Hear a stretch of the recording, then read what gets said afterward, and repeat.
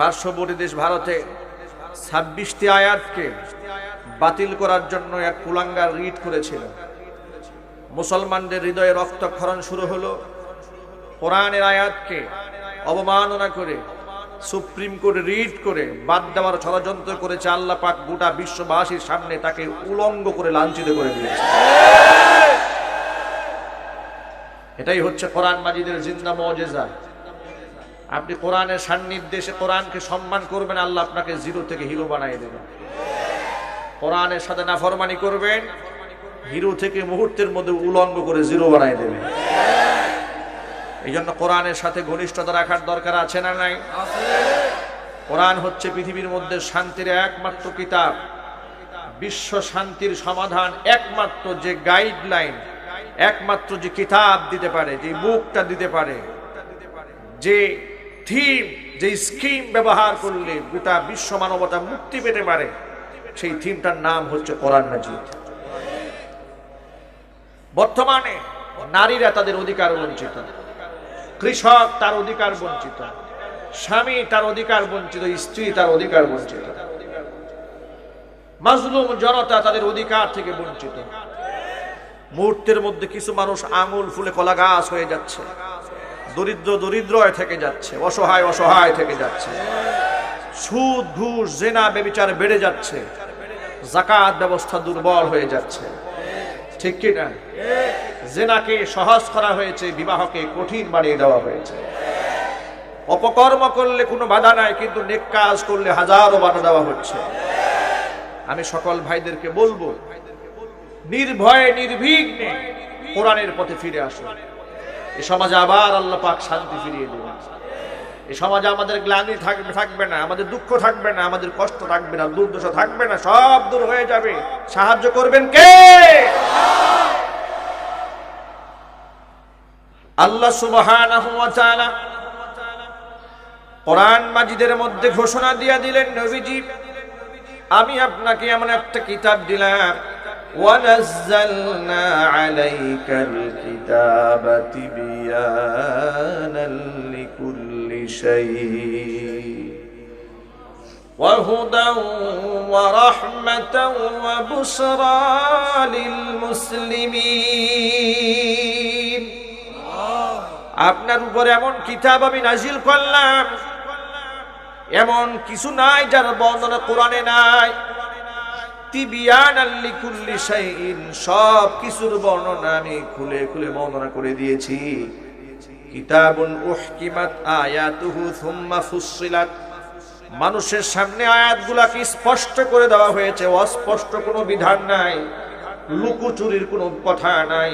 কোরআনের কথা যেটা বলা যাবে আবদ্ধ রূপে বসে, কোরআনের প্রতিটি আয়াত মুক্ত মঞ্চে হাজার হাজার মাইক লাগে, কোরআনের কথা নির্বিঘ্নে বলা যাবে।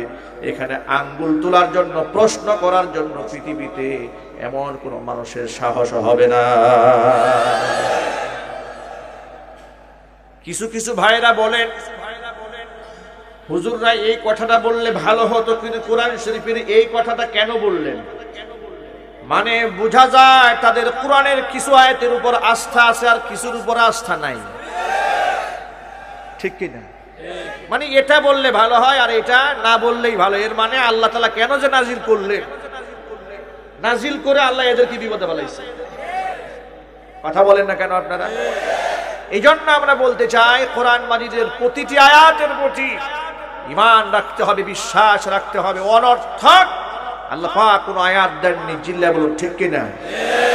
টোটাল 30 পারা কোরআনের উপর আস্থা আছে কার কার? দু হাত দেখতে চাই। 30 পারা কোরআনের উপর আস্থা আছে কার কার?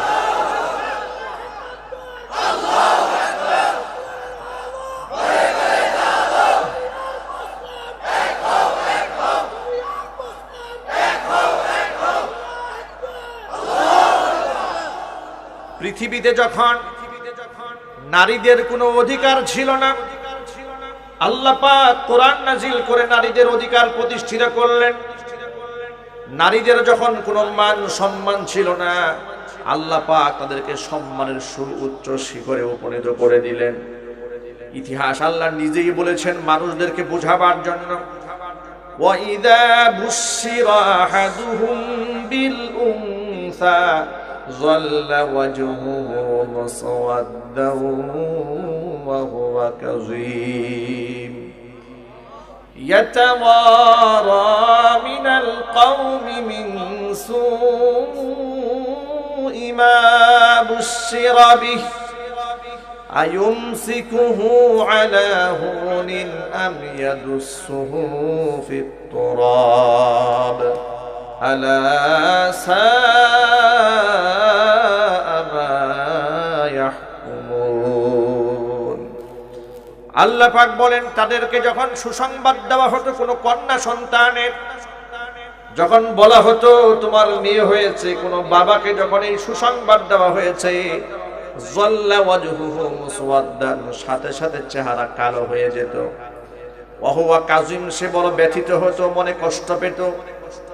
এই লজ্জা ইয়াতাওয়ারা মিনাল কওম, এলাকার মানুষদেরকে মুখ দেখাতো না, আমার মেয়ে হয়েছে, কি লজ্জার কথা। আর মনে মনে ভাবতো আয়ুমসিকুহু আলা হুন, মানুষের এই সমাজের মধ্যে লাঞ্ছনা গঞ্জনা সহ্য করে মেয়েটাকে যা বাঁচিয়ে রাখবো, আমি ইয়াদুসুহু ফিত তুরাব, নাকি তাকে জিন্দা মাটির নিচে দাফন করে ফেলবো। এরকম চিন্তা ভাবনা ছিল পিতাদের তখন। ওই সমাজে আল্লাহ সুবহানাহু ওয়া তাআলা তার হাবিবের উপর কোরআন নাজিল করে আল্লাহর নবীর জবান থেকে ঘোষণা দিয়ে দিলেন, কন্যা সন্তান আর ছেলে সন্তান দুটোই আল্লাহ পাকের দেওয়া। পৃথিবীতে মানুষ ইচ্ছা করে কাউকে কন্যা সন্তান জন্ম দিতে পারে না, ইচ্ছা করে পুত্র সন্তান জন্ম দিতে পারে না। ছেলে হোক আর মেয়ে হোক, এটা কার পক্ষ থেকে আসে? জাহিলি যুগের কথা বাদ দিয়ে দেন, বর্তমানে আধুনিক বিজ্ঞানের যুগে এমন বহু জাহেল আছে যা জাহিলি যুগের জাহেলদের কেউ হার মানায়। এখনো পর্যন্ত কন্যা সন্তান যদি জন্ম নেয়, অনেক বাবা আছে মন খারাপ হয়ে যায়, অনেক শাশুড়ি আছে মন খারাপ হয়ে যায়, আছে না? এরা জাহিলি যুগের জাহেলদের চেয়েও নিকৃষ্ট। কারণ জাহিলি যুগের জাহেলরা কোরআনের আয়াত নাজিল হওয়ার পরে মন পরিবর্তিত হয়েছে, আর এদের কাছে ১৫০০ বছর পর্যন্ত কোরআনের চর্চা হওয়ার পরেও মনের পরিবর্তন হয় নাই। এগুলা আবু জেহেলের চাইতে জঘন্য আবু জেহেল। বিশ্বনবী সাল্লাল্লাহু আলাইহি সাল্লাম ঘোষণা দিয়ে দিলেন,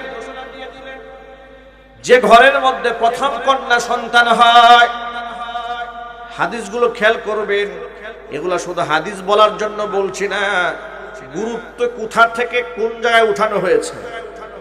যে সময় সন্তান জন্ম নিলে বাবারা জিন্দা মাটির নিচে পুঁতে ফেলে, ঠিক সেই সময় রাসূল বললেন, যে ঘরে সর্বপ্রথম কন্যা সন্তানের জন্ম হয়, আসমানের রহমতের সবগুলি দরজা আল্লাহ পাক সেই ঘরের জন্য উন্মুক্ত করে দেয়। আল্লাহর নবী সাল্লাল্লাহু আলাইহি সাল্লাম বললেন, তোমরা মেয়েদেরকে গাল মন্দ করো না, উচ্ছা রটিও না, তার কারণ মনে রেখো আমি মুহাম্মদ সাল্লাল্লাহু আলাইহি সাল্লাম কন্যাদের বাবা। আমি মুহাম্মদ সাল্লাল্লাহু আলাইহি সাল্লাম কন্যাদের বাবা।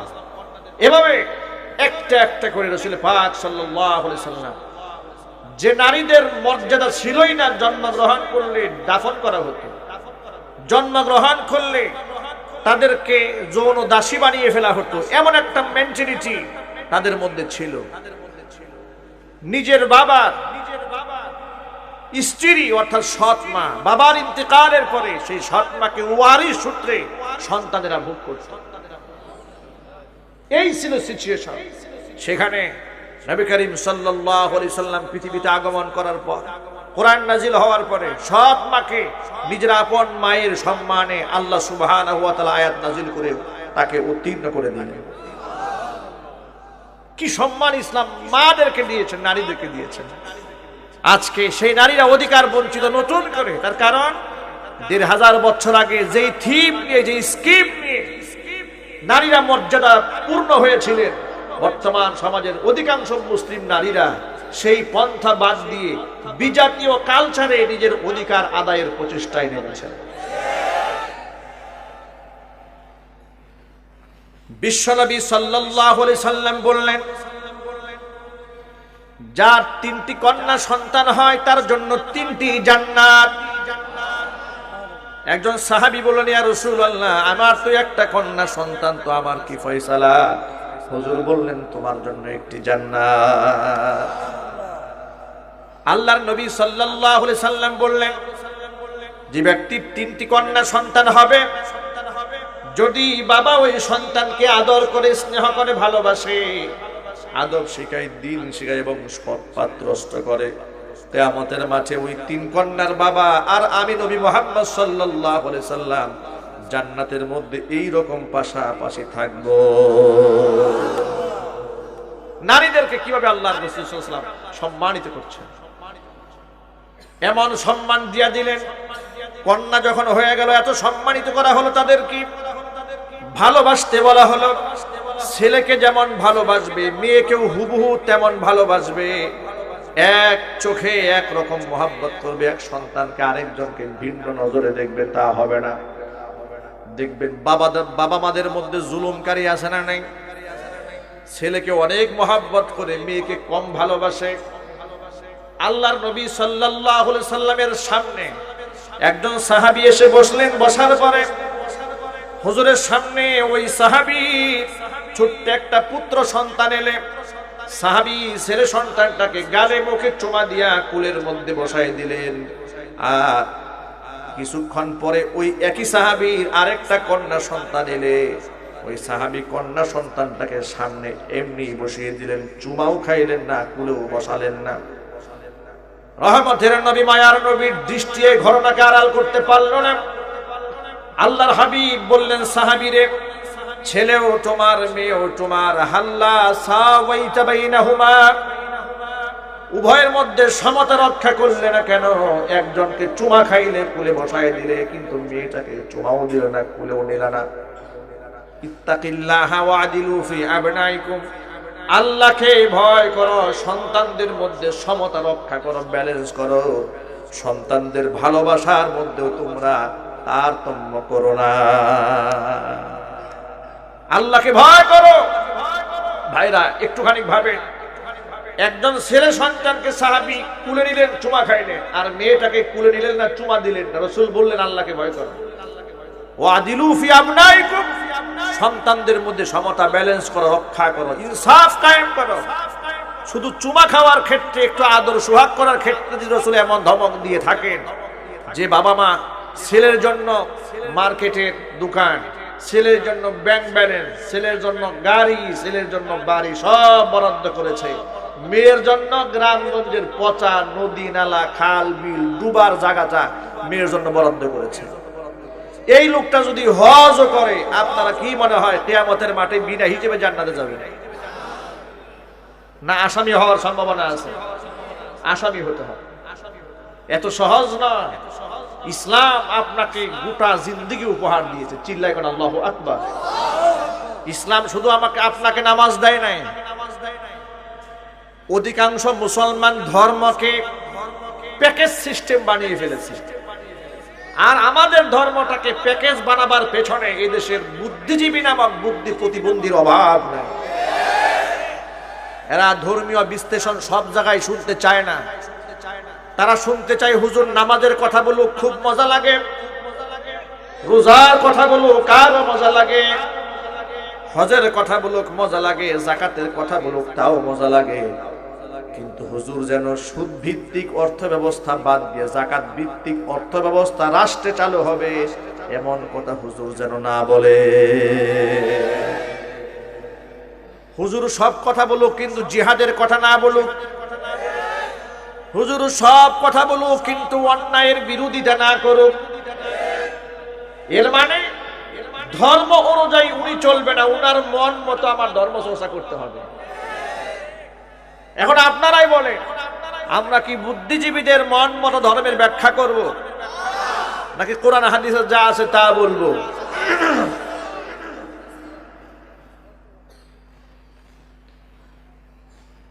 তারা মনে করে মসজিদের সাথে ধর্মের সম্পর্ক, মাদ্রাসার সাথে সম্পর্ক, খানকার সাথে সম্পর্ক। আমি বলবো না, আমার আল্লাহ বলে দিয়েছেন তোমার গোটা জিন্দেগির সাথে আমার ধর্মের সম্পর্ক। যিনি যেখানে আছেন সেখানে তাকে ধর্ম চর্চা করতে হবে, ঠিক কিনা? যিনি যেখানে আছেন তাকে সেখানেই ধর্ম চর্চা করতে হবে।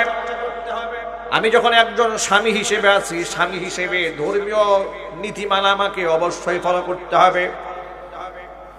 আমি যখন একজন বক্তা, একজন আলোচক, তখন ধর্মীয় নীতিমালায় আমাকে ফলো করতে হবে। আমি যখন একজন বিচারক হয়ে যাব, তখন আমাকে বিচারালয়ে বসে কোরআন সুন্নাহকে ফলো করতে হবে। আমি যখন রাষ্ট্রের কোন নেতা হয়ে যাব, তখন কোরআন সুন্নাহ অনুযায়ী সমাজকে পরিচালনা করতে হবে।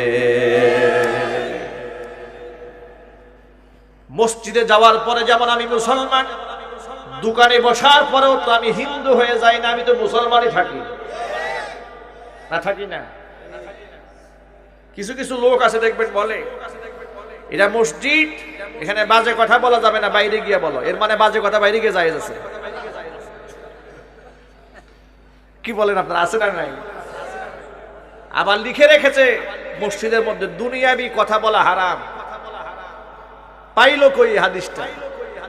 জাল হাদিস। দুনিয়াবি কথা মসজিদে তো দুনিয়াবি কথা হবে। দুনিয়ার সব ফয়সালা তো রাসূল পাক সাল্লাল্লাহু আলাইহি ওয়াসাল্লামের জামানায় মসজিদের মিম্বার থেকে হয়েছে। কথা বলেন না, ঠিক কিনা? বিচার, শাসন, কাজা সব মসজিদের মিম্বার থেকে হয়েছে। আজকে লিখে দেওয়া হয়েছে মসজিদের মধ্যে দুনিয়াবি কথা বলা হারাম। পাইছে কই? কোথায় পেলেন?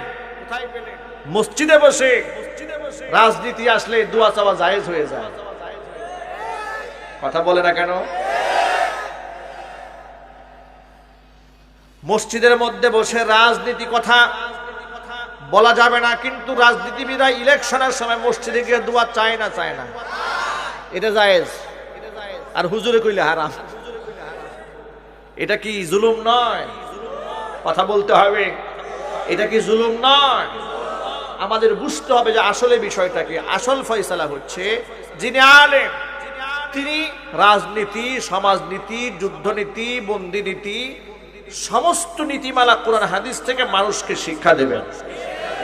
একজন আলেম রাজনীতিবিদ নন, তবে রাজনীতিবিদের শিক্ষক তিনি। যেমন অনেকে আমাকে বলে, হুজুর আপনি কোন দলের রাজনৈতিক নেতা? আমি বলি সমস্ত রাজনীতির বিদদের শিক্ষক আমি। আমি রাজনীতি করি না, রাজনীতি আমি শেখাই। কথা বলেন না কেন? আমি রাজনীতি করি না, রাজনীতি আমি শিক্ষা দেই। রাজনীতি, তুমি রাজনৈতিক নেতা হলে তোমার করণীয় কি? কোরআন হাদিস থেকে তুমি আমার কাছ থেকে শেখো। যেহেতু তুমি কোরআন হাদিস পড়ো না, আমি পড়েছি। তুমি জানো না, আমি তোমাকে জানাচ্ছি, এটা আমার দায়িত্ব। তুমি শুনতেও চাও না, জানতেও চাও না, কারণটা কি? তাহলে তোমার সাথে আমি কার উদাহরণ দেব? আমি নূহ আলাইহিস সালাতু ওয়াস সালামের জামানার উম্মতের উদাহরণ দিতে হবে তোমার সাথে। নূহ আলাইহিস সালাতু ওয়াস সালামের জামানায় আল্লাহ নবী নূহ যখন তিনি মানুষদেরকে হেদায়েতের কথা শোনাতেন, তখন তার জামানার লোকেরা কানের মধ্যে আঙ্গুল ঢুকায় রাখত। কানের মধ্যে আঙ্গুল ঢুকায় রাখত। চিন্তা ভাবনা করেছেন আপনারা? কোরআন মাজিদ আল্লাহ পাক সূরা নূহের মধ্যে বলেন, কুল্লামা দাআউতুহুম লিতাগফিরা লাহুম জাআলু আসাবিআহুম ফি আযানিহিম ওয়াস্তাগশাউ সিয়াবাহুম ওয়া আসররু ওয়াস্তাকবারু ইস্তিকবারা। রব্বুল আলামিন, আমি আমার এই উম্মতদেরকে যখনই তোমার কথা বলি, এরা তো আমার কথা শুনবে দূরের কথা, তোমার কথা মানবে দূরের কথা। জাআলু আসাবিআহুম ফি আযানিহিম, কানের মধ্যে আঙ্গুল ঢুকায় রাখে। জোরে জোরে বলেন নাউযুবিল্লাহ। কানের মধ্যে আঙ্গুল ঢুকায় রাখে, হেদায়েতের কথা শুনতেও চায় না। এমন লোক সমাজে নাই। ওয়াজ মাহফিল হোক তা চায় না। এর মানে নিজে ওয়াজ শুনবে না, হেদায়েতের কথা শুনবে না, অন্যরা শুনুক তাও চায় না। আছে না নাই? কিয়ামতের মাঠে এদের হাসর হবে আবু জেহেলের সাথে। আপনি বলতে পারেন, কেন হুজুর, সে তো মুসলমানের ঘরে জন্ম হয়েছে। ভাই, মুসলমানের ঘরে জন্ম হলেই মুসলমান হয়, এটা তোমাকে কে বলেছে? আমানুত্তাকুল্লাহা হাক্কা তুকাতি ওয়ালা তামুতুন্না ইল্লা ওয়া আনতুম মুসলিমুন। এই ইমানদারেরা, মুসলমান না হয়ে মরো না। বোঝা গেল ঈমান আনার পরে মুসলমান হওয়া বাকি থাকে, ঠিক কি না? ঈমান আনার পরেও মুসলমান হওয়া বাকি থাকে। মুসলমান কাকে বলে? এক বাক্যে জবাব নেন, নিজের সমস্ত ইচ্ছাকে আল্লাহর ইচ্ছার সামনে যেই ব্যক্তি সমর্পণ করে দেয় সেই ব্যক্তি মুসলমান। নিজের সমস্ত ইচ্ছা শক্তিকে আল্লাহর ইচ্ছার সামনে সুবর্ণ করে দেয়, এক কথায় সারেন্ডার করে দেয়। আত্মসমর্পণ যেই ব্যক্তি করে আল্লাহ পাকের সমস্ত হুকুমের সামনে, রাসূল পাক সাল্লাল্লাহু আলাইহি ওয়াসাল্লামের সকল বিধিবিধানের সামনে যে লোকটা আত্মসমর্পণ করে দেয় সেই ব্যক্তি মুসলমান। ইসলাম নিয়ে যার কোনো প্রশ্ন থাকে না, রাসূলের সুন্নাহ নিয়ে কোনো বিদ্বেষ থাকে না। আজকে নামাজের কথা বললে হাজারো যুক্তি, দাড়ি রাখার কথা বললে তো যুক্তির কোনো শেষ নাই, পর্দার কথা বললে হাজারো যুক্তি। বর্তমান জমানায় এত পর্দা চলে না, এত কড়াকড়ি পর্দা করে চলা যায় না, এমন কথা বলার লোক সমাজে আছে না নাই? মুখে দাড়ি রাখার কথা বললে হুজুর জামানা ভালো না, দাড়ি রাখলে জঙ্গিবাদ বলে, দাড়ি রাখলে মৌলবাদ বলে, সুতরাং দাড়ি এখন রাখা যাবে না। হাজারো যুক্তি তর্ক দাঁড় করায় দেয়। সকল ভাইদেরকে বলি, মুসলমান কোন ব্যক্তি আল্লাহ এবং রাসূলের বিধানের সামনে যুক্তি দাঁড় করাতে পারে না। মুসলমান তাকেই বলে যেই ব্যক্তি শুধু জানবে এটা আল্লাহর হুকুম, বিনা বাক্যে, বিনা যুক্তিতে, বিনা প্রশ্নে মাথা পেতে নেবে। জাতির পিতা ইব্রাহিম আলাইহিস সালাতু ওয়াস সালাম, তাকে আল্লাহ সুবহানাহু ওয়া তাআলা বুড়ো বয়সে একটা সন্তান দিলেন, তার নাম ইসমাঈল আলাইহিস সালাতু ওয়াস সালাম। কোন বর্ণনার মধ্যে এসেছে 100 বছর বয়স আল্লাহ পাক তাকে সন্তান দিয়েছেন। এত বুড়ো বয়স আল্লাহ পাক একটা সন্তান দিলেন, ওই সন্তানের প্রতি মায়া মহব্বত আদর ভালোবাসা কম না বেশি? আরো জোরে বলেন, কম না বেশি? আল্লাহ রাব্বুল আলামিন হুকুম দিয়া দিলেন, ইব্রাহিম তোমার বিবি হাজেরা এবং পুত্র ইসমাইলকে জনমানবহীন এলাকায় আমার হারাম শরীফের কাছে নিয়ে রেখে আসো। কোনো যুক্তি নাই, কোনো তর্ক নাই। নিজের স্ত্রী হাজেরা, পুত্র কলিজার টুকরা ইসমাইল আলাইহিস সালাতু ওয়াস সালামকে নিয়ে রওনা হয়ে গেলেন। এবার তিনি তার বিবি হাজেরা এবং পুত্র ইসমাইলকে রেখে সামান্য কিছু খাবার আর সামান্য একটু পানি রেখে যখন বিদায় হয়ে চলে যাচ্ছে, বিবি হাজেরা স্বামীকে ডাক দেয়, বলে প্রাণের স্বামী আমার, আপনি তো আল্লাহর নবী, আপনার কাছে শুধু একটা জিনিস জানতে চাই, আপনি যে আমাদেরকে মরু প্রান্তরে রেখে যাচ্ছেন, এটা কি আপনার নিজের ফয়সালা নাকি আল্লাহ পাকের সিদ্ধান্ত? ইব্রাহিম আলাইহিস সালাতু ওয়াস সালাম শাহাদাত আঙ্গুলি আকাশের দিকে ইঙ্গিত করে দেখাই দিলেন, বিবি হাজেরা গো, কলিজার টুকরা সন্তান এবং প্রিয়তমা স্ত্রী, তোমাদেরকে আমি কম ভালোবাসি না, অনেক মহব্বত করি। ও কারণে এখানে তোমাদেরকে নিজের মন গড়া ভাবে রেখে যাব, সেই সিদ্ধান্ত নেওয়ার মতো মানুষ আমি নই, আমি এত পাষাণ নই। তবে এটা আল্লাহ সুবহানাহু ওয়া তাআলার পক্ষ থেকে সিদ্ধান্ত, এই জন্য তোমাদেরকে রেখে গেলাম। বিবি হাজেরা ডাক দিয়ে বলে, প্রাণের স্বামী আমার, তাহলে আপনি নিশ্চিন্তে বাড়ি চলে যান। যদিও এখানে ঘর নাই, বাড়ি নাই, খাবার নাই, পানিও নাই, কিচ্ছু নাই, আল্লাহর পক্ষ থেকে সিদ্ধান্ত হয়েছে আমাদেরকে রেখে যাওয়ার। ওই আল্লাহর প্রতি এতটুকু তাওয়াক্কুল বিশ্বাস আমাদের আছে, ওই মাবুদে মেহেরবান আমাদেরকে খাবারে পানিতে কষ্ট দিয়ে এখানে না খাওয়ায় মারবেন না। রিজিকের মালিক কে? সবাই বলুন, রিজিকের মালিক কে? এতটুকু তাওয়াক্কুল মা হাজেরার ছিল। পুত্র ইসমাইলকে সাথে নিয়ে আল্লাহ সুবহানাহু ওয়া তাআলা তাদেরকে সেখানে রাখলেন। যখন ইব্রাহিম আলাইহিস সালাম বিদায় নিয়ে যাচ্ছিলেন, আল্লাহর কাছে দোয়া করলেন, রব্বানা ইন্নী আসকানতু মিন যুররিয়াতি বিওয়াদিন গায়রি যি যার'ইন ইনদা বাইতিকাল মুহাররাম রব্বানা লিয়ুকিমুস সালাতা ফাজআল আফইদাতাম মিনান নাসি তাহবি ইলাইহিম وارزقهم من الثمرات لعلهم يشكرون। আয় আমাদের রব, আমি আমার পরিবার পরিজন স্ত্রী সন্তানকে জনমানবহীন এলাকায় অনাবাদ একটা প্রান্তরে, যেখানে খাবার নাই, পানি নাই, কিচ্ছু নাই, এমন একটা মরু প্রান্তরে রেখে গেলাম। রব্বুল আলামিন এরা যেন তোমার নামাজ কায়েম করতে পারে, এরা যেন শুকরিয়া আদায় করতে পারে। পৃথিবীর শ্রেষ্ঠতম মানুষদের আত্মাগুলাকে, মনগুলাকে আল্লাহ এই জায়গার দিকে তুমি ঝুঁকাইয়া দাও। যদিও জনমানবহীন, মানুষের বসবাস এখানে নাই, পানির কোনো ব্যবস্থা নাই, তবে জায়গাটা নাপাক জায়গা নয়। ইনদা বাইতিকাল মুহাররাম, তোমার পবিত্র ঘরের কাছে আমি তাদেরকে রেখে গেলাম। লিয়ুকিমুস সালাতা, তারা যেন নামাজ কায়েম করতে পারে। রব্বুল আলামিন তাদের জন্য পৃথিবীর শ্রেষ্ঠতম মানুষদের হৃদয়গুলো এই জায়গার দিকে ঝুঁকিয়ে দাও। ওয়ারযুকহুম মিনাস সামারাত, এবং এদের জন্য রিজকের ফয়সালা করে দাও। জোরে বলেন সুবহানাল্লাহ। আমি এই লম্বা কিচ্ছা আপনাদের সামনে উপস্থাপনার উদ্দেশ্য এই নয় যে আমি লম্বা ঘটনা বলে বলে আপনাদের টাইমগুলো নষ্ট করে দেব। আমি যে মেসেজটা দিতে চেয়েছি, যে বুস্টটা দিতে চাই, আল্লাহ সুবহানাহু ওয়া তাআলা তার খলিল ইব্রাহিমকে, পুত্র ইসমাইল, বিবি হাজরাকে মরু প্রান্তরে রেখে আসার জন্য নির্দেশ প্রদান করলেন। ইব্রাহিম খলিল একটা বারের জন্য বলেন নাই রব্বুল আলামিন, ভুল না হয় কোনো ক্ষেত্রে আমারও হতে পারে, কিন্তু আমার এই সবেমাত্র সদ্য প্রসূত সন্তান, শিশু সন্তান এমন কি অপরাধ করলো, এত কঠিন পরীক্ষায় তাকে তুমি ফেলে দিলা। এই সন্তানের তো কোনো দোষ নাই, কোনো অপরাধ নাই। বনবাসে থাকার দরকার, না হয় আমি থাকি, না হয় আমার পরিবারে অন্য সদস্যরা গিয়ে থাকুক। আমার এই শিশু বাচ্চা কি অপরাধ করেছে, এমন কোন যুক্তি, কোন তর্ক কি আল্লাহর সামনে দাঁড় করিয়েছেন? আরো যদি বলতে হবে, কোন যুক্তি, কোন তর্ক আল্লাহর সামনে দাঁড় করিয়েছেন? এখানে শেষ নয়, সামনে অগ্নি পরীক্ষা রয়েছে। এই সন্তান যখন একটু বড় হয়েছে,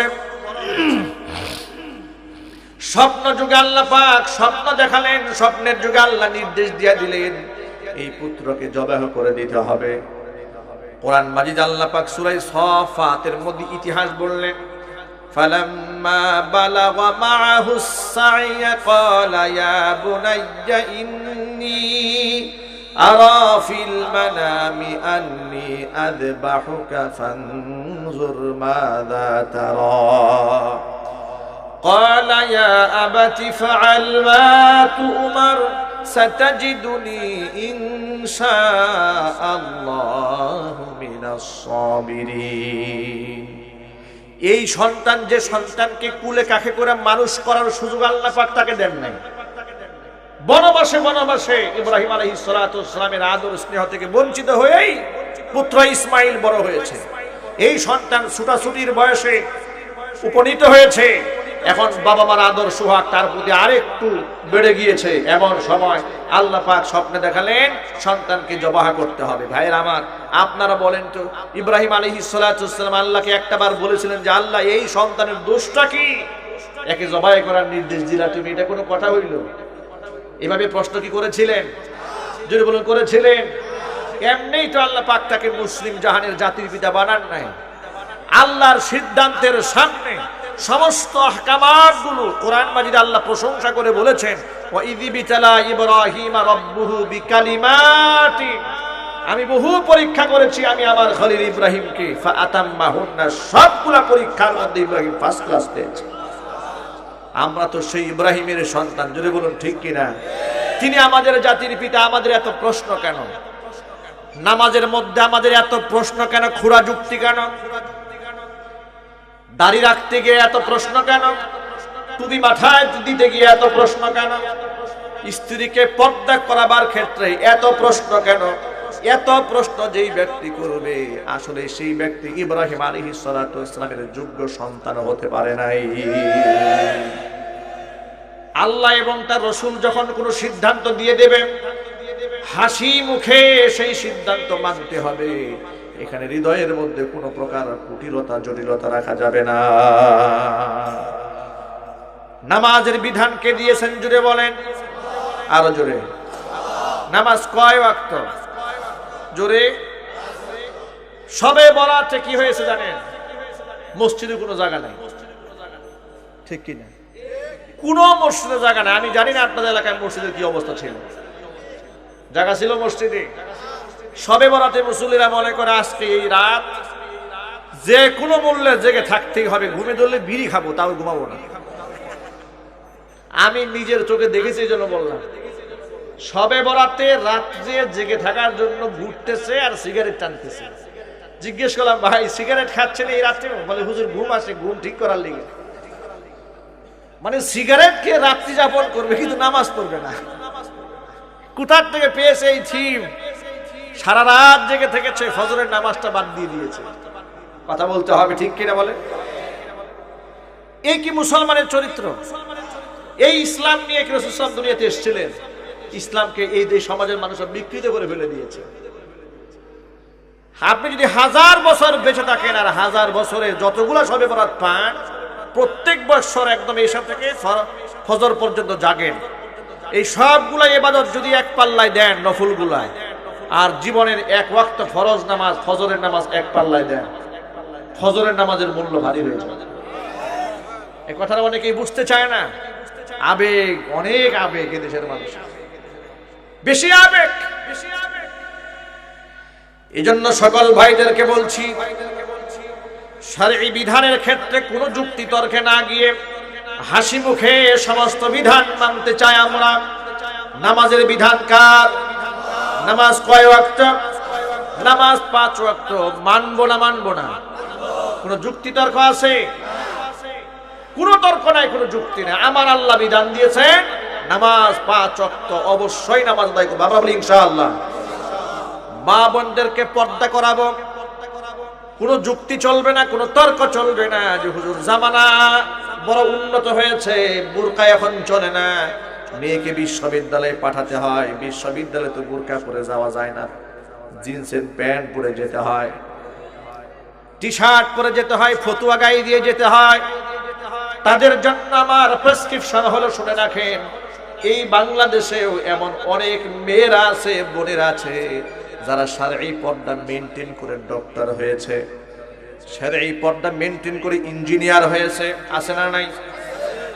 বড় বড় অফিসে চাকরি করে কিন্তু পর্দার খেলাফ চলে না, এমন মহিলা আছে না নাই? তাদের থেকে শিক্ষা গ্রহণ করা। হায়াতে জিন্দেগি বড় ছোট্ট, চোখটা বন্ধ হয়ে গেলে কিন্তু পরকাল শুরু হয়ে যাবে। জামানা বড় লম্বা, এর শুরু আছে, এর কোনো শেষ নাই। সেই দিনের প্রিপারেশন আমাকে এখন থেকেই নিতে হবে।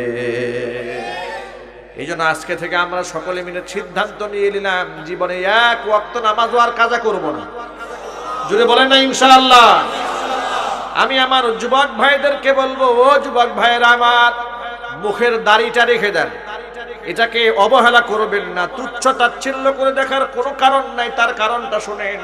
আপনি হয়তো সুন্নাত বলে অবজ্ঞা করছেন, এটাকে হালকা করে দেখছেন, কিন্তু আপনি জানেন না বামপন্থীরা দাড়ি দেখলে কলিজার মধ্যে আগুন লেগে যায়। দাড়ি যদি আপনার কাছে হালকা হয় তো মুনাফিক এবং বামপন্থীদের কাছে ভারী হয় কেন? এর দ্বারাই তো বোঝা যায় দাড়ির অসংখ্য গুরুত্ব রয়েছে, অপরিসীম গুরুত্ব রয়েছে। এটাকে হালকা ভাবার কোনো কারণ নাই। নারীদের জন্য মাথার চুলটা যেমন অলংকার এবং অহংকার, পুরুষের জন্য মুখের দাড়িটা হচ্ছে পুরুষের জন্য অলংকার। দাড়ি রাখলে চেহারার সৌন্দর্যতা নষ্ট হয় না, স্ট্যাটাসও কমে না, সম্মানও কমে না, বরং দাড়ি যার মুখে থাকে, অল্প বয়সের ছেলের মুখে দাড়ি থাকলে তার মান সম্মান ইজ্জত আল্লাহ পাক বাড়িয়ে দেয়। কথা বলেন ঠিক কিনা? দেখবেন ছোট্ট বয়সে, মাত্র 20 বছর বয়স, 22 বছর বয়স ছেলের মুখে দাড়ি। এমন একটা ছেলে বাসে উঠেছে, মুখে দাড়ি দেখে অন্যরা সবাই, অন্যান্য সমস্ত মানুষের মধ্যে লোকেরা তাকে শ্রদ্ধার দৃষ্টিতে দেখে, সম্মানের দৃষ্টিতে দেখে। কোন জায়গার মধ্যে মুখের দাড়ি দেখলে সিট খালি করে বসায় দেয়, মাথায় টুপি দেখলে হুজুর বলে সম্বোধন করে, ঠিক কিনা? যদি উনি সূরা ফাতিহা জানে না, যদি উনি সূরা ফাতিহা জানে না, কিন্তু মাথায় টুপি, মুখে দাড়ি আছে, বলে হুজুর আপনি এখানে বসেন। এতটুকু সম্মান আপনি দুনিয়াতেই পেলেন একমাত্র রাসূল পাক সাল্লাল্লাহু আলাইহি সাল্লামকে, সুন্নাহকে মহব্বত করার কারণে, ঠিক কিনা? এজন্য সকল ভাইদেরকে বলছি, আজকে আমাদের সামাজিক যে অবক্ষয় শুরু হয়েছে, এই অবক্ষয়কে যদি আমরা রোধ করতে চাই, আমরা যদি বাতিলদের বিরুদ্ধে ঘুরে দাঁড়াতে চাই, তাহলে শুধু নারায়ে তাকবীর স্লোগান দিয়ে আমরা বাতিলের সামনে দাঁড়াতে পারবো না। সুন্নাহ ভিত্তিক জীবন গড়ে ঈমানটাকে মজবুত করতে হবে। আজকে গুণের ধরা সমাজের ডানে বামে সামনে পেছনে ভাইরাসে ভরা, মুসলমানের সন্তান আপনি ভাবতেও পারবেন না তার মধ্যে ইসলাম বিদ্বেষ কতটা মারাত্মক। কথা বলেন ঠিক কিনা? আপনি কল্পনা করতে পারবেন না। আমরা নরেন্দ্র মোদীর বিরুদ্ধে আন্দোলন করেছি, কিন্তু মোদীর চেয়েও জঘন্য ইসলাম বিদ্বেষী মুসলমানের ঘরে জন্ম নেওয়া হয়েছে বাংলাদেশের মুসলমান। আছে না নাই? চিল্লায় বলে মুসলমান। সহজ কথাই বুঝে যে মুসলমান একজন দাড়িওয়ালা ব্যক্তির দাড়ির মধ্যে আঁকড়ায় খামসায় ধরে মুখের উপর আঘাত করে, নরেন্দ্র মোদীর চেয়ে হাজারো লক্ষ কোটি গুণ হৃদয় এবং নিকৃষ্ট এই লোক। এই মুসলমান, এই মুনাফিক নামধারী মুসলমান বাংলাদেশে আছে না নাই? আজকে সমাজে ডানে ভাবে টাকা, আপনারা মনে করেন মসজিদে 500 টাকা দান করলেই খাঁটি মুসলমান। বিভিন্ন মাহফিলে যায় 10,000 টাকা দান করে বলে মারহাবা। একদম হুজুর এমন দোয়া করে মনে করে একদম বেহেশতে গিয়ে একদম বসে আছে উনি। কথা বলেন ঠিক কিনা? কিন্তু খোঁজ খবর নিয়ে দেখেন আরেকজনের পেটে লাথি মেরে টাকাটা নিয়ে আসছে। গরিবের পেটে লাথি মেরে নিয়ে এসছে, অথবা অন্যের জমি দখল করেছে, অথবা ঘুষ গ্রহণ করেছে, ঘুষের টাকা, দুর্নীতির টাকা।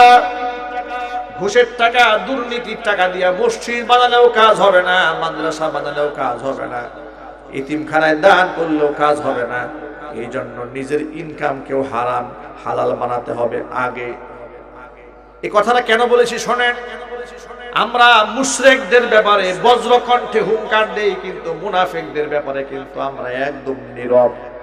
কিন্তু কোরআন মাজিদে আল্লাহ সুবহানাহু ওয়া তাআলা বলে দিয়েছেন, ইয়া আইয়ুহান নাবিয়্যু জাহিদিল কুফফারা ওয়াল মুনাফিকিনা ওয়াগলুজ আলাইহিম ওয়া মাওয়াহুম জাহান্নাম। আল্লাহ পাক বলেছেন, নবীজি আপনি তো কাফেরদের বিরুদ্ধে লড়বেন, সাথে সাথে মুনাফিকদের বিরুদ্ধেও লড়তে হবে। ঘোষণাকার, ঘোষণাকার।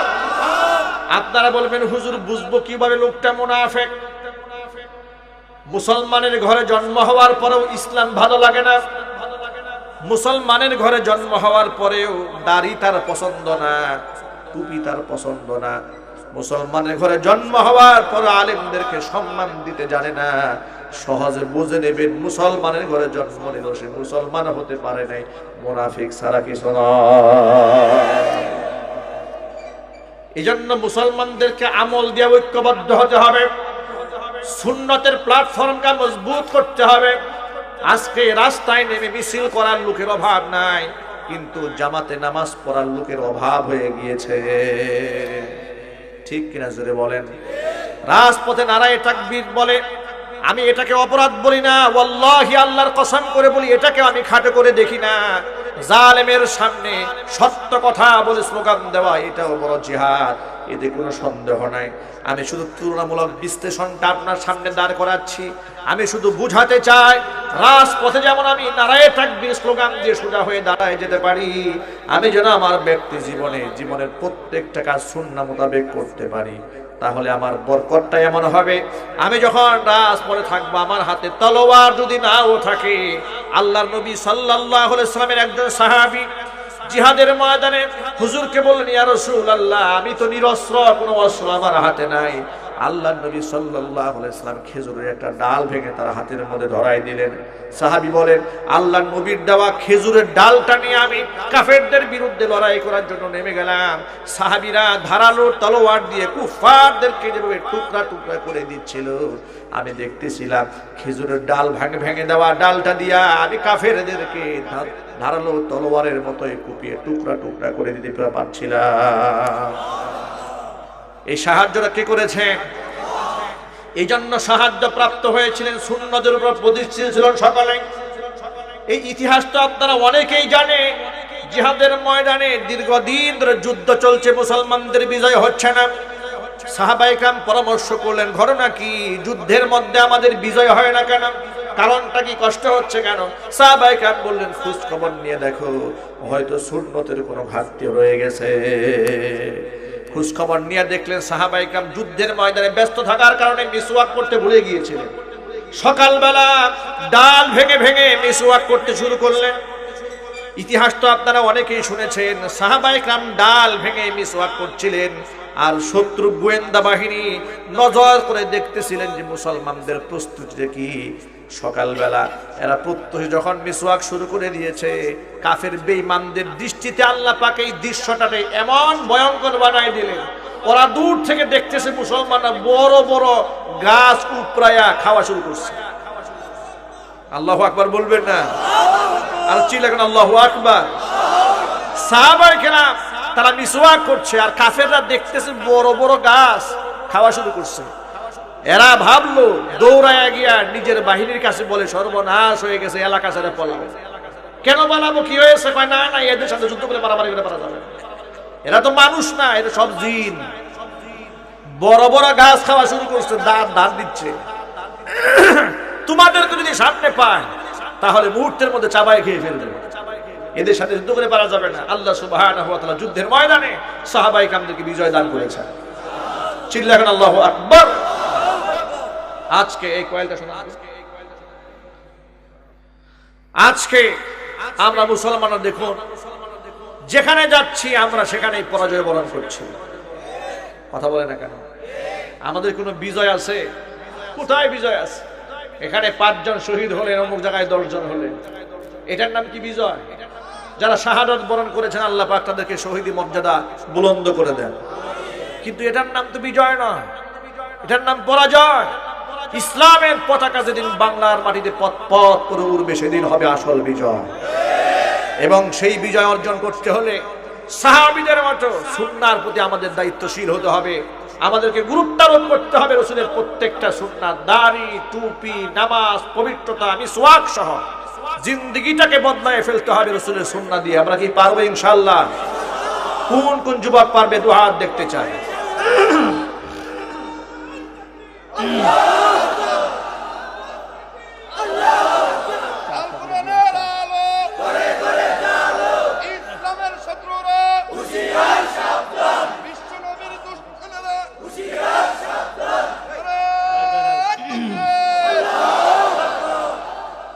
যদি সুন্নাহর উপর গুরুত্ব আমাদের থাকে তাহলে দেখবেন আমাদের কোনো ভয় নাই, পরাজিত হওয়ার কোনো চিন্তা নাই। এই পন্থায় পদ্ধতি বাদ দিয়া যে রাস্তায় আমরা হাঁটি না কেন সেই রাস্তায় শুধু মার খেতে হবে। এটা আমি আমার মন গড়া বলিনি, আমি হাদিস থেকে আপনাদের রেফারেন্সটা শোনায় দেই। বিশ্বনবী, রহমতের নবী, মায়ার নবী মুহাম্মদ রাসূলুল্লাহ সাল্লাল্লাহু আলাইহি ওয়াসাল্লাম বললেন, তারাকতু ফীকুম আমরাইন লান তাদিল্লু মা তামাসসাকতুম বিহিমা কিতাবাল্লাহি ওয়া সুন্নাত রাসূলিহি আও কামা ক্বালা আলাইহিস সালাতু ওয়াস সালাম। হুজুর বলেন, দুটা জিনিস তোমাদের মাঝে রেখে গেলাম, যতদিন পর্যন্ত মজবুত ভাবে দুটা জিনিস ধরে রাখতে পারবে পশ্চিম কালেও তোমাদের পদস্খলন হবে না। একটা হচ্ছে কিতাব আল্লাহ, আল্লাহ পাকের কিতাব কোরআন মাজিদ, আরেকটা হচ্ছে ওয়া সুন্নাত রাসূলিহি, তার রাসূলের সুন্নাত। মাথার টুপি দেওয়া সুন্নাত, মুখে দাড়ি রাখা ওয়াজিব, স্ত্রীকে পর্দা করানো ফরজ। আজকে এখানে বহুত মুসলমান আছে নিজে 5 ওয়াক্ত নামাজ পড়ে কিন্তু বউরে পর্দা করায় না, আছে না নাই? তারা মনে করে আমি তো আর চিল্লা দিয়ে আসি নাই যে আমার ঘরের বউ পর্দা করবে। মনে মনে ভাবে আমি তো আর হুজুর না, আমার মুখে দাড়ি থাকবে। মনে মনে ভাবে আমি তো হুজুর না, আমার মাথায় কেন টুপি থাকবে? আমি আমার সকল ভাইদের জিজ্ঞেস করতে চাই, কিয়ামতের মাঠে নবী করিম সাল্লাল্লাহু আলাইহি ওয়াসাল্লামের শাফাত হুজুরদের যেমন প্রয়োজন পড়বে, আপনার কোনো প্রয়োজন নাই। কথা বলে না কেন? রাসূলের শাফাত হুজুরের প্রয়োজন আছে, আপনার প্রয়োজন নাই। রাসূলের কাছে হাউজে কাউসার শুধু হুজুররা পান করবে, আপনার পান করার দরকার নাই। কিয়ামতের মাঠে নবী করিম সাল্লাল্লাহু আলাইহি ওয়াসাল্লামের সাথে জান্নাতে যাওয়ার স্বপ্ন শুধু আলেমদের হবে, আপনার নাই। হুজুরের সাথে জান্নাতে যাওয়ার স্বপ্ন আছে কার কার? শাফাত পাওয়ার আগ্রহ আছে কার কার? হাউজে কাউসার পান করার আগ্রহ আছে কার কার? যদি আগ্রহ থেকেই থাকে, আলেমদের জন্য রাসূল পাক সাল্লাল্লাহু আলাইহি ওয়াসাল্লামের দাড়ি টুপি যেমন গুরুত্বপূর্ণ বিষয়, আপনার জন্য তেমন গুরুত্বপূর্ণ বিষয়। আমি বহু জায়গায় এই কথাটা বলেছি, আজকেও আপনাদের সামনে রিপিট করছি। মৃত্যুর পরে একমাত্র সুন্নাহ রাসূলের যা নিয়ে বাহ্যিকভাবে কবরে যাওয়া যায় সেটা হচ্ছে মুখের দাড়ি। কথা বলেন? টুপি নিয়ে কবরে যাওয়া যায়? যদি বলেন। তাসবিহ নিয়ে, জায়নামাজ নিয়ে, জুব্বা নিয়ে, পাগড়ি নিয়ে, মিসওয়াক নিয়ে, কি নিয়ে যাওয়া যায়? সরাসরি মুখের দাড়িটা নিয়ে কবর পর্যন্ত পৌঁছে যাওয়া যায়। এটাকে অবহেলা করবেন না। আপনাদের পায়ে ধরে বলি, যুবকেরা সুন্নাহর উপর আসেন। আপনার ভাগ্য খুলে যাবে, তাকদীর খুলে যাবে। আপনাকে কেউ যদি উপহাস করে, গাল মন্দ করে, আপনি পিছপা হবেন না। একটা হাদিস থেকে আপনাদেরকে স্মরণ করাই দিই। আল্লাহর নবীর বয়োজ্যেষ্ঠ একজন সাহাবী, নাম তার সালমান ফারসি রাদিয়াল্লাহু তাআলা আনহু, খাবার খেতে বসেছিলেন বিদেশি মেহমানের সাথে। এমন সময় খাবারের লুকমার কিছু অংশ মাটিতে পড়ে যায় হাত থেকে। সালমান ফারসি রাদিয়াল্লাহু তাআলা আনহু খাবারটা কুড়িয়ে পরিষ্কার করে সুন্দর করে খেয়ে ফেললেন। পাশে যিনি সাথী ছিলেন তিনি বললেন, হুজুর, এই কাজটা তো আপনি না করলেও পারতেন। বিদেশি মেহমানরা এখানে বসা আছে, আপনাকে তারা লক্ষ্য করছিল। তারা এই কাজটাকে খুব ছোট দৃষ্টিতে মনে করে। তারা মনে মনে ভাববে যে মুসলমানরা কত বড় ছোট লোক, খাবারের কিছু অংশ মাটিতে পড়ে গেছে, তা কুড়ায় খেয়েছে পরিষ্কার করে, একটু কোনো ছাড় দিলেন না। এ কথা শুনে সালমান ফারসি রাদিয়াল্লাহু তাআলা আনহু জবাব দিয়ে বললেন, আতরুকু সুন্নাত হাবিবি সাল্লাল্লাহু আলাইহি ওয়াসাল্লাম লিহাউলাইল হুমাকা। আমি কি এই সমস্ত বেওকুফদের কারণে, তাদেরকে খুশি করার জন্য আমি আমার হাবিব বিশ্বনবী মুহাম্মদ সাল্লাল্লাহু আলাইহি ওয়াসাল্লামের সুন্নাতটাকে ছেড়ে দেব নাকি? কে আমাকে কি বললো, তাদেরকে খুশি করার জন্য আমি আমার রাসূলের আদর্শ ছেড়ে দেব নাকি? আল্লাহু আকবার বলেন। এই শিক্ষা তো আমার, এই শিক্ষা তো আপনাদের সকলের জন্য। পিছু লোকে কিছু বলবে, আপনি যত ফেরেশতা হয়ে জমিনে থাকেন, আপনার পেছনে সমালোচক থাকবেই থাকবে, ঠিক কি না? একদম পরিচ্ছন্ন হয়ে সবার কাছে ভালো হয়ে থাকতে পারবেন পৃথিবীতে? কথা বলেন না কেন, থাকতে পারবেন? নিজে যত বড় আখলাক চরিত্রবান ওলা হন না কেন, আমার নবীর চেয়ে বেশি চরিত্রবান হওয়া তো পৃথিবীর কারো দ্বারা সম্ভব নয়। সে রাসূল কি সবাইকে খুশি রাখতে পেরেছিলেন? তার দুশমন হয় নাই, দুশমন হবে। মনে রাখবেন, আমার মৃত্যু পর্যন্ত আমি একটা পণ গ্রহণ করব, আমি আমার নবীর আদর্শের খেলাফ কোনো কাজ করব না। ইনশাআল্লাহ বলতে রাজি নন? একটু জোর আওয়াজে বলেন না ইনশাআল্লাহ। আল্লাহ যেন আমাদের তৌফিক দান করেন, জোরে কোন আমিন। এই জন্য মুখের ওয়াজিব দাড়িটা আজকের পর থেকে যুবকরা আর কাটবে না। কোন কোন যুবক রাজি আছে আজকে এখান থেকে? ইনশাআল্লাহ। আমি হাত দেখতে চাই, ভালো করে উঁচু করেন, ভালো করে উঁচু করেন। এটা কি মনে থাকবে ইনশাআল্লাহ? বাড়িতে গিয়ে বউ নারাজ হয়ে গেলে ঝাড়ু দিয়ে পিটান শুরু করবেন নাকি? না। কোন স্ত্রী, কোন বোন যদি, কোন মা যদি এটা বুঝতে না চান, তাকে আপনি হিকমত দিয়ে বুঝাবেন। তাকে বলবেন, তোমার আমার ভালোবাসা দুনিয়া পর্যন্ত থাক, এটাই চাও নাকি জান্নাত পর্যন্ত থাক সেটা চাও? তখন সে বলবে জান্নাত পর্যন্ত চাই তোমাকে আমি। তখন বলবেন তাহলে জান্নাত পর্যন্ত যদি আমি পৌঁছতে চাই, রাসূলের সুন্নাহর খেলাফ আমি বেহেশতে যেতে পারবো না। সুবহানাল্লাহ বলবেন না? ভালোবাসা দিয়ে, আদর সোহাগ দিয়ে, মহব্বত দিয়ে বোঝাবেন, চুল ধরে পিটায় বোঝাবেন। কথা মনে থাকবে? আমরা বলি ইনশাআল্লাহ।